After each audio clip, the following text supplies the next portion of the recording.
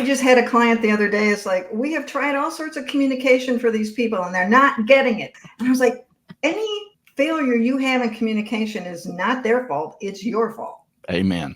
And it took her a long time. I think she's kind of getting there now, to the point where she sees that. But yeah, communication is all about having the other person understand, not you. Welcome to Be Bold Branding, where we discuss the power of differentiating yourself through your own unique story and standout personal brand. Have you ever lacked the courage and confidence to speak up and stand up for yourself?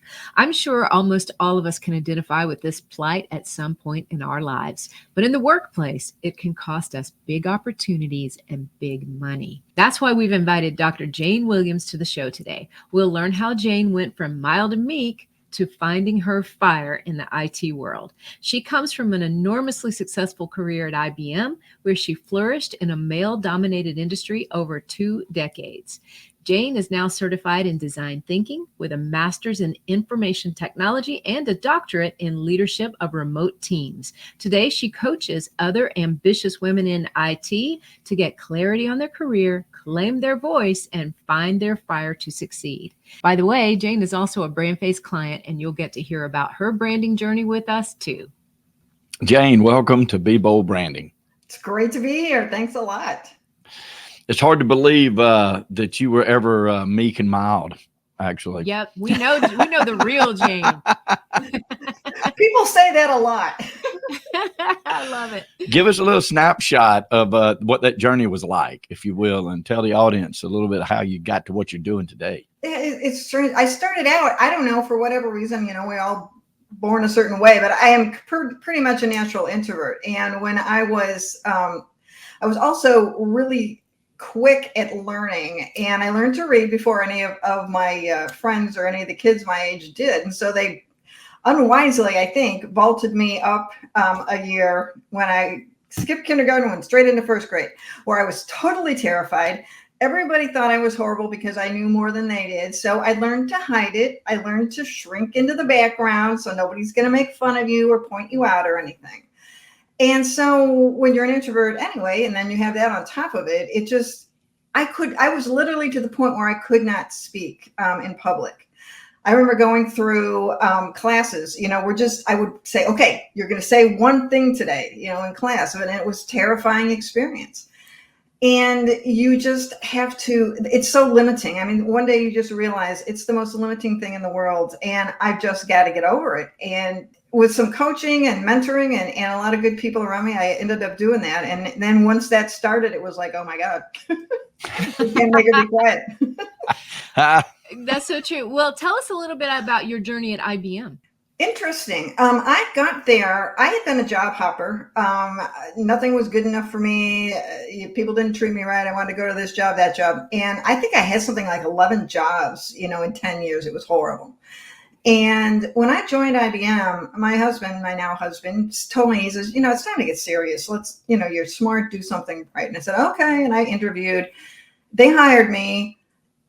And it was the best thing in the world because it's a huge company with a lot of fingers and a lot of pies. And I had so many jobs. I could job hop there, but stay within the organization, build a comfortable network, get to know people. And, at the time it was 300,000 employees. I traveled the world. I got to do things that I never would have done before. And every day was a new challenge and something new and different. So for me, and that's the kind of person I am, I get bored really easily and move on to the next thing. It was the perfect thing to do. And I think a lot of women, I find that difficult. They want to be in a safe environment. They won't want things to change. They got families at home they have to take care of. I ended up traveling a lot. And, a lot of people just can't do that. And especially women. And I think it's a lot harder. There were men that, I could talk about this forever, but there were men on my team that wanted to be gone. They'd say, okay, we're getting out of here on Monday. She'll take care of the kids and I don't have to worry about it till Friday night, and it's like, no. Yeah, I can imagine that was difficult because, as you're going through all of that, what what challenges did you specifically face in the workplace, though, like kind of, from your introverted nature or from just the, as you say, male dominated industry? What challenges were there for you? I think one of the biggest challenges, and I was thinking about this, it was, it kind of alludes to the going around a brick wall rather than through it. I am not and will not ever be the brightest technologist in the planet. I can't write a line of code without an error in it, and I'm not detail oriented. So if I had gone up against all those men that knew how to code, that knew the technology inside, and, they looked askance at me and really kind of wanted to dismiss me. But then they found out the one thing I did know was how to relate that technology to the business we were serving. They couldn't do that. And so I was able to, instead of going straight at them and trying to compete in an area where I probably wouldn't have been successful, I was able to find a way around that and provide value to them and get their jobs done when they wouldn't have not been able to do it themselves. So that was probably the one single thing that helped me the most in my career, that ability to see both sides of a situation and relate. Yeah. It's sort of like, I love that. Find a way to make yourself valuable. Right. And it sounds like that's exactly what you did. I actually was going to ask you the question, or tell you if you would expand upon that, because I think that line that you just quoted came from your dad, right? Wasn't that a lesson that your dad taught you, that sometimes the best way to go through a brick wall isn't straight through it, but maybe over it or around it? You think that tell me a little bit more about that. And when my clients face this a lot too, and they say, I can't get my ideas across, I can't get them to do this. And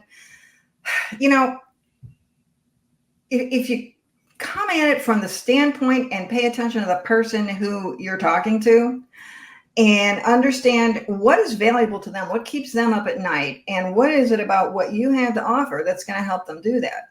And if you think about it from that standpoint and how you're helping them, the best thing you can possibly do, and I had a wise mentor who taught me this, the best thing you can possibly do is come out of a meeting with everyone thinking that it was their idea, that you came in there with. So that's awesome. That's success. So it really is. It is. And very hard to do.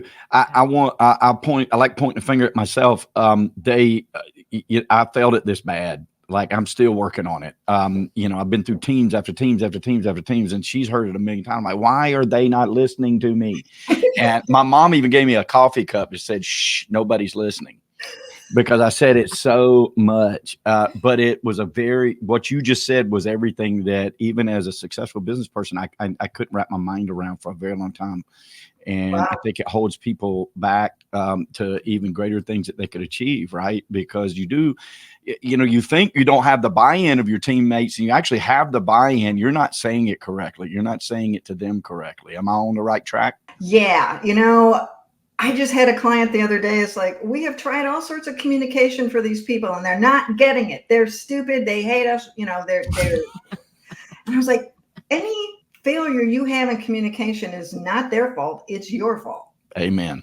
And it took her a long time. I think she's kind of getting there now, to the point where she sees that. But yeah, communication is all about having the other person understand, not you. Mm-hmm. Mm-hmm. Yeah, that's true. And it's almost like putting it through this translation filter. Like, would you please translate that in English for me?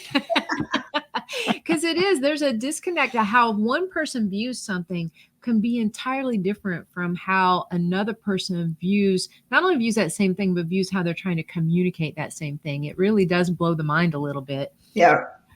So to your point of, you've really got to like make them feel like it's their idea a lot of times, and also understanding where that other person is coming from. Are there any other tips you have for when people maybe you are communicating it well, and 2 or 3 members of your team get it crystal clear, but there's maybe 2 that just absolutely refuse to listen? What do you do in that case? I don't think people actually refuse to listen. I don't believe that. I think they're just refusing to open their minds. They've got other things going on. And I had an experience with a team like that. And there were some people who just sat there like this, and they wouldn't do anything, and they refused to do it.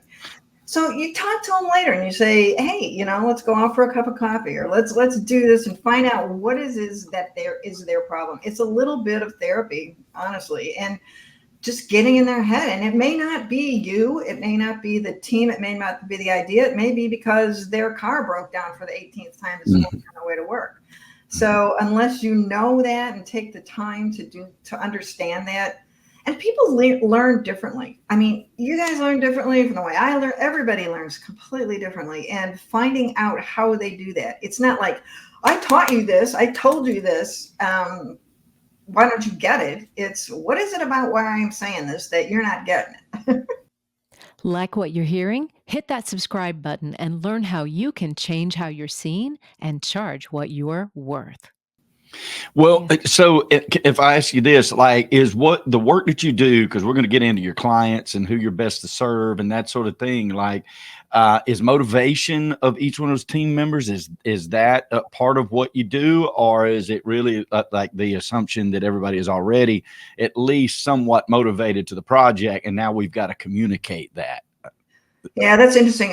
There are different kinds of teams, and I think people are finding that out. A lot of what I'm seeing now with my clients they were great at managing teams when they were there in person and get everybody in the conference room and everybody's laughing and having fun. They can't do it now that everybody's remote. So, you know, how do you get to those people? So I think you have to have a basic assumption that people are there for a reason. They're there to be motivated. They're motivated to be there. It's why, you know. Am I motivated because of the money? Some people are motivated just because they're going to get their paycheck. Some people are motivated, honestly, because it's a lot of the people when I was a CIO were motivated because it was easy. They came in the morning, closed their door, sat at their desk all day, didn't have to worry about anything. So, you know, a lot of, and one of the things my clients struggle with a lot is the transition between doing the work to leading others to do the work. Yeah. And understanding that that's a completely different job. And it's really, really hard. And motivating people is probably the hardest thing you can possibly do, especially in a remote environment. It's really difficult. Yes. Okay. You might be able to get them fired up on the Zoom call, and then the Zoom call's over. Bring them on out of here. I'm watching TV. Yeah, exactly. Well, this is interesting. You know, I'd like to segue now, Jane, into your branding journey with us, because we had the great honor of helping Jane build her personal brand for her coaching business. And the brand identifier, that's that one tagline or slogan that kind of sums up, here's what you are known for, was called Find Your Fire. Tell us a little bit, like, when you first heard that, Jane, what went through your mind?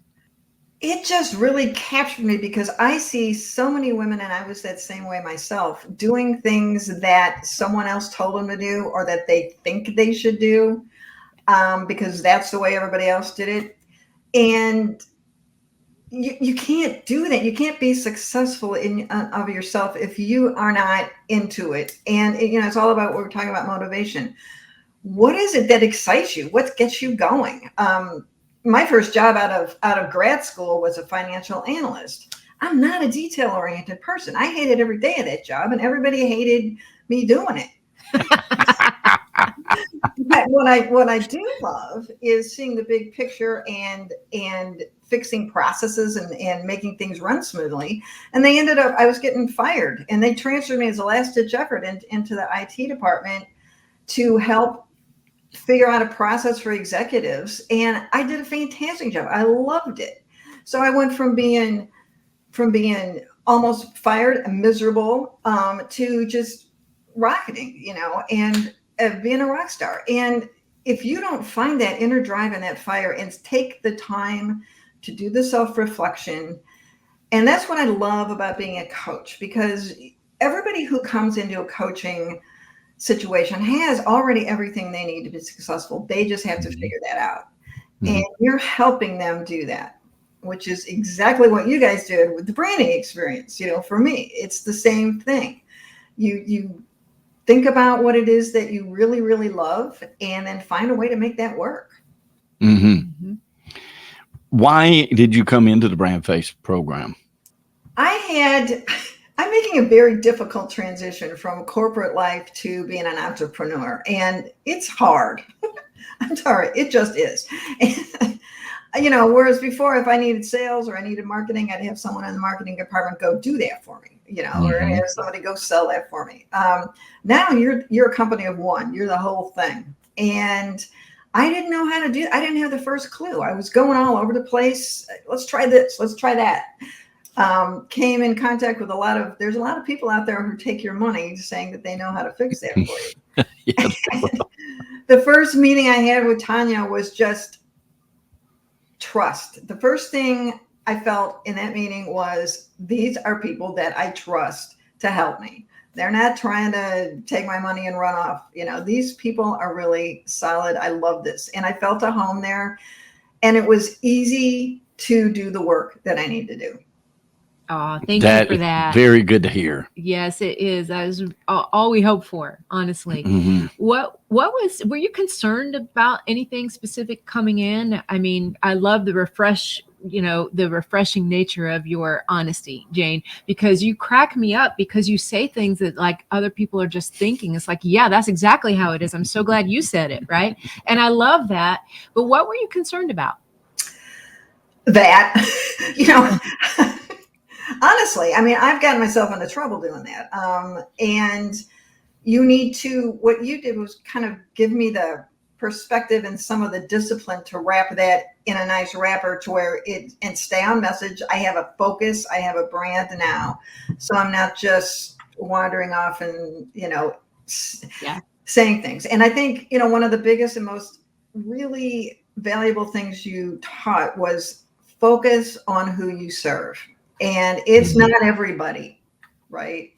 Amen. It's a hard lesson, because even now people tell me, you don't want to focus on that one niche. And I go, yeah, I really do.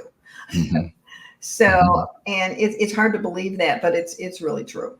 So it is. That really is a hard thing because I think in every other realm of our life, we're taught to try to absorb it all. Right. But when it comes to your business, you've got to focus on one person, one group that you serve, and serve that person, then add groups later after you perfect that one.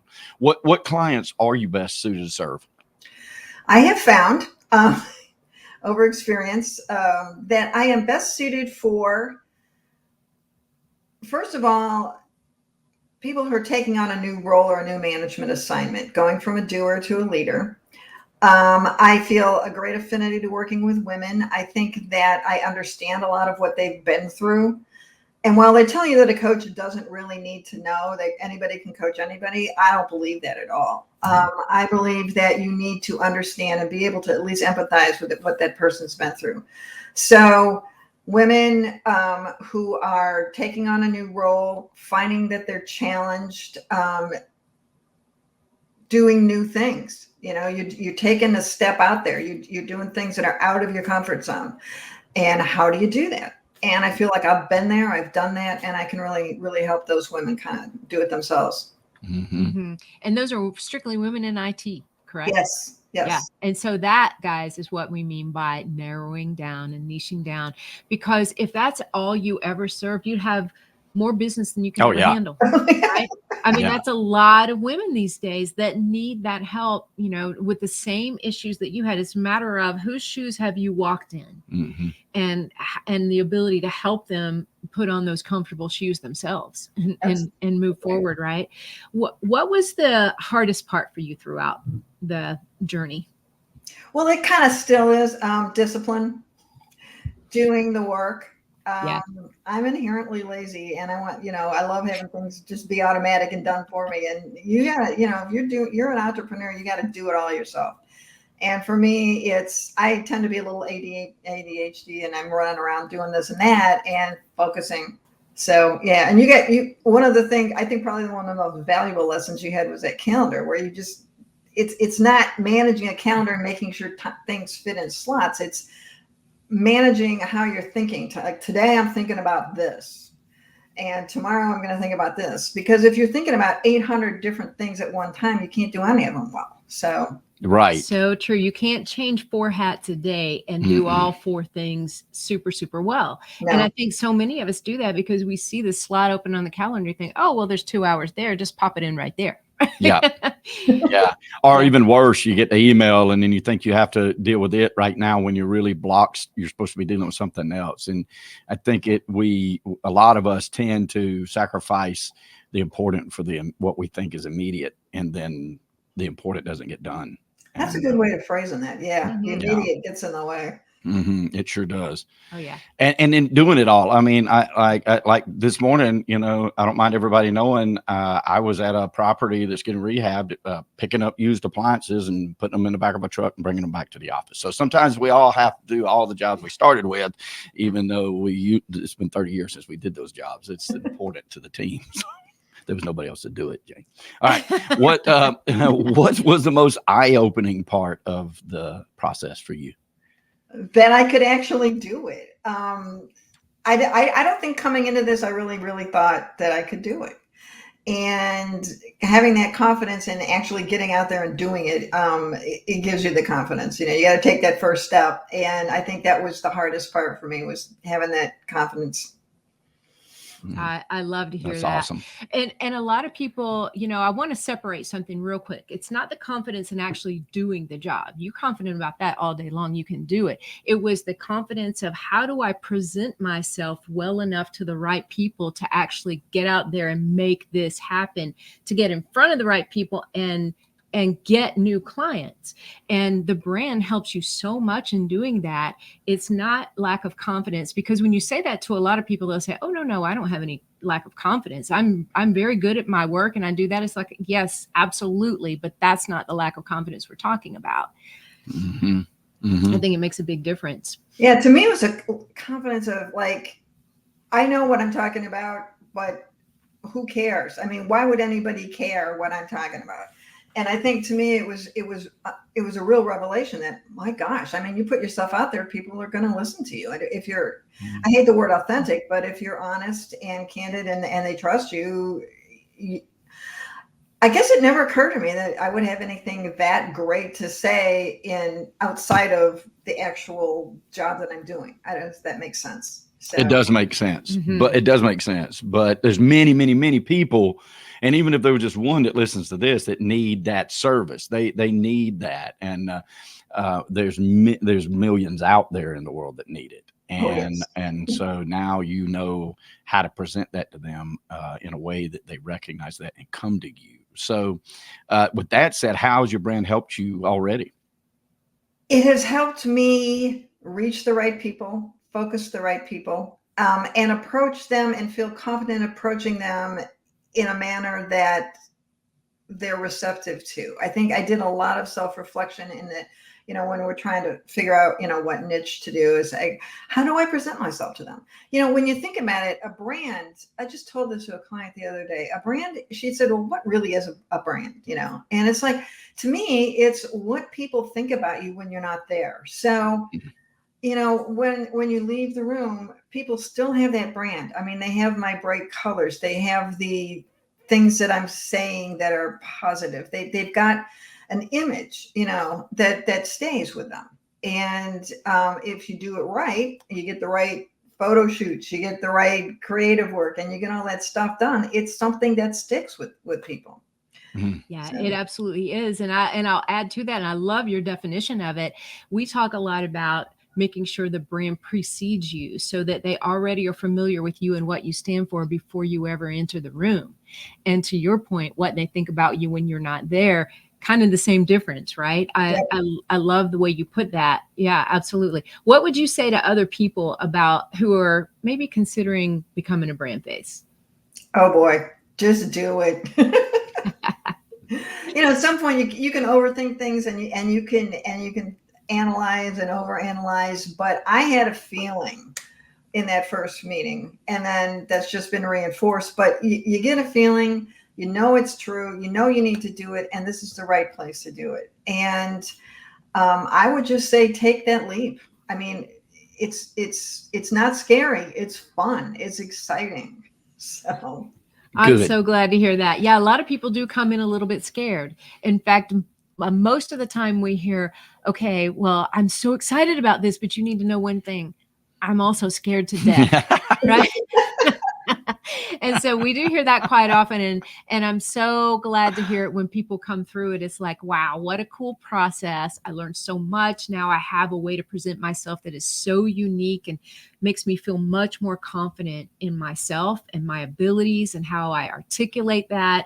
So Jane, I can't tell you what a pleasure it has been working with you. And I know you're in another program that we have called our Profit Alignment. And it's so nice to be able to see you every week in that. But thank you so much for trusting in us. Mm-hmm. Well, thank you for being there. You bet. Jane, tell the audience how they can get in touch with you so they can begin working with you. I have a website. It's findyourfirecoach.com. You can always find me on LinkedIn. It's Jane Parker Williams with my maiden name in there. But you can always find me either on LinkedIn or there. And those are the best places. Awesome. Thank you so much, Jane. We have really enjoyed getting to know you. This is just You the bet. beginning. We're still with you in your journey and going to help you every way we can. And we just wish you the most success in the world. Thank you so much. You guys are fantastic. And I'm so happy to be part of the team. Ready to change how you're seen and charge what you're worth?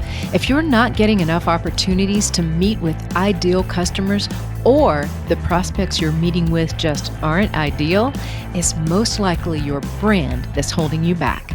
So if you're a coach, consultant, or expert who is on the rise, you need our ultimate guide to a freedom-based brand. Download it free now at BrandFaceGuide.com.